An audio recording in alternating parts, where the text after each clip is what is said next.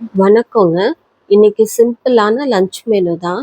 என்ன lunch menu breakfast பண்ணேன்றத பார்க்கலாங்க. இன்னைக்கு நான் குழந்தைங்களுக்கு லஞ்சுக்காக லெமன் ரைஸ் பண்ணினேன். தொட்டுக்கிறதுக்கு வாழைக்காய் வறுவல் பண்ணியிருக்கேன். இப்போ தேவையான பொருள் எல்லாம் நான் எடுத்து வச்சுருக்கேங்க. என்னென்ன எடுத்து வச்சுருக்கேன், எப்படி செய்கிறோன்றத பார்க்கலாம். இப்போ நான் பச்சை மிளகா, கருவேப்பிலை எடுத்து வச்சுருக்கேன். லெமன் ஜூஸை ஒரு கிண்ணத்தில் பிழிஞ்சு வச்சுருக்கேன். ஒரு லெமன் எடுத்திருக்கேங்க நான்.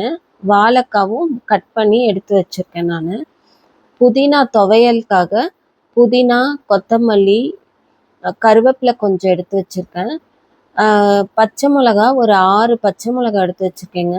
புளி எடுத்து வச்சுருக்கேன். தேங்காய், வெள்ளைப்பூடு எடுத்து வச்சுருக்கேங்க. இதெல்லாம் போட்டு துவையலும் அரைச்சிடலாம். இப்போ எப்படி செய்கிறதுன்றத பார்க்கலாங்க. லெமன் சாதத்துக்காக வாணலியில் எண்ணெய் விட்டுருக்கேன். கடுகு போட்டிருக்கேங்க. கடுகு நல்லா பொரியட்டும். பொரிஞ்ச உடனே நம்ம அடுத்தது என்ன சேர்க்கலான்றத பார்க்கலாம். நான் தேவையான பொருளெல்லாம் தனித்தனியாக எடுத்து வச்சுருக்கேன். இதில் கொஞ்சம் உளுந்தம்பருப்பும் கடலைப்பருப்பும் எடுத்து வச்சுருக்கேன். அதையும் இந்த கடுகு பொரிஞ்ச உடனே நம்ம அதில் சேர்த்துக்கலாங்க. சேர்த்து இது கொஞ்சம் வறுபடணும். உளுந்தம்பருப்பும் கடலைப்பருப்பும் கொஞ்சம் வறுபட்ட உடனே நம்ம அடுத்ததை சேர்த்துக்கலாம். உளுந்தும் கடலைப்பருப்பும் போட்டு அது வாயில் கடிப்படும் போது நம்மளுக்கு நல்லா டேஸ்டியாக இருக்கும். அது நான் கொஞ்சம் நிறையவே சேர்த்துருக்கேங்க. இப்போ கட் பண்ணி வச்சுருக்க பச்சை மிளகா, கருவேப்பிலை அதையும் சேர்த்துக்கிறேன். இது எல்லாம் சேர்ந்து கொஞ்சம் பச்சை மிளகா வதங்கின உடனே நம்ம கொஞ்சமாக மஞ்சள் தூள் போட்டுக்கலாம்.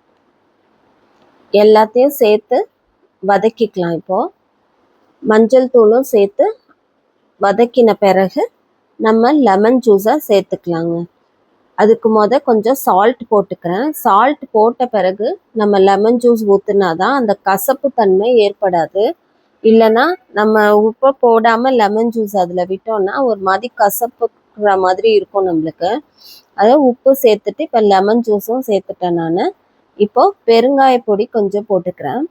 போட்டு இப்போ லெமன் சாதத்துக்கு நம்மளுக்கு ரெடி ஆகிடுச்சு. அடுத்தது நம்ம வாழைக்காவை வறுத்துடலாம். அதுக்கு நான் ஒரு 4 பல்லு வெள்ளை பூண்டை தட்டி எண்ணெயில் சேர்த்துக்கிறேன்.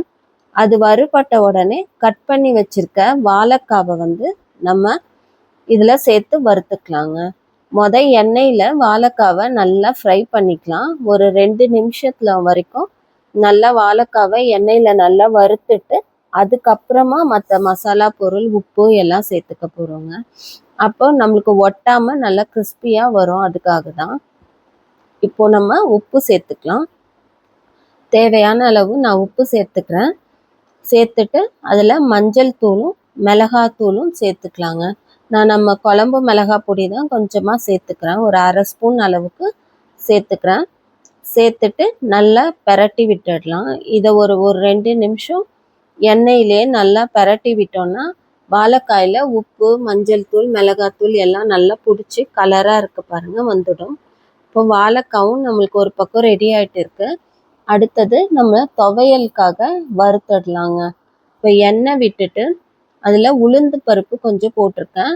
மிளகா போட்டிருக்கேங்க. காஞ்ச மிளகா 1 போட்டிருக்கேன். பச்சை மிளகா ஒரு 7 போட்டிருக்கேங்க. போட்டு வெள்ளைப்பூடு ஒரு 4 பல் போட்டிருக்கேன். அதையும் போட்டு நல்லா வதக்கிக்கலாம். இது நல்லா வறுபட்ட உடனே தேங்காவையும் புளியையும் சேர்த்துக்கலாம். புளியையும் நம்ம வறுத்துடணுங்க. அப்போ தான் துவையல் ரொம்ப நேரம் கெட்டு போகாமல் அப்படியே இருக்கும். இப்போ தேங்காய், புளி எல்லாம் கொஞ்சம் நல்லா வறுபட்டு வரணும். அதுக்கப்புறமா நம்ம கழுவி க்ளீன் பண்ணி வச்சுருக்க புதினா, கருவேப்பிலை, கொத்தமல்லி எல்லாத்தையும் சேர்த்து வதக்கிக்கலாங்க. இது போட்ட பிறகு ரொம்ப நேரம் வதக்கக்கூடாது. ஏன்னா அது கலர்லாம் மாறி ஒரு மாதிரி கருத்து போயிடும், கசப்பு வேற வந்துடும். அதனால் டக்குன்னு வறுத்துட்டு நான் இப்போ துவையல் அரைக்கிறதுக்காக ஆற வச்சு மிக்சியில் சேர்த்துருக்கேங்க. அரைச்சிட்டு வந்துட்டேன் பாருங்கள். இப்போ நம்மளுக்கு துவையல் ரெடி ஆகிடுச்சு. வாழைக்காய் வறுவல் ஒரு பக்கம் ரெடி ஆகிடுச்சு. லெமன் சாதமும் நான் சூடான சாதத்தில் கிளறி வச்சுட்டேங்க. இப்போ மார்னிங் பிரேக்ஃபாஸ்ட்டுக்காக குழந்தைங்களுக்கு முட்டை தோசையும் புதினா துவையலும் வச்சுருக்கேங்க. எல்லாம் ரெடி ஆகிடுச்சு பாருங்கள். இது மாதிரி நீங்களும் செய்து பாருங்கள், நல்லா இருக்குங்க.